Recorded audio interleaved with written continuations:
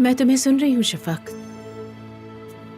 तुम्हारी बातें सुन रही हूँ और तुम्हें समझने की कोशिश कर रही हूँ। तो इसका मतलब आप मुझे समझ रही हैं। आप जानती कि मैं सच कह रहा हूँ। वो मुझे इसमें फंसा रहा है, मैं ये जानता हूँ। तुम चुप रहो और मेरी बात सुनो। अब मेरी बारी है। हम कादर टीचर के साथ रेजान के घर गए थे, जिसे तुम लायर कहते हो। तुम अपने उस दोस्त को जानते हो जिसके पापा तुम्हारे मजाक की वजह से मरते मरते बचे हैं। उन्होंने उसकी फैमिली से बात करके बोरा की कंप्लेंट वापस ली। रेजान के पापा ने तुम्हारे खिलाफ कंप्लेंट ना करने का फैसला किया है।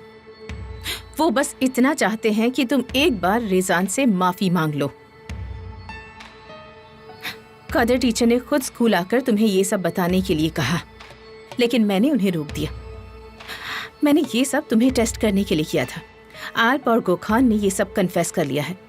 यहाँ तक कि उन्होंने रेजान से माफी भी मांग ली है।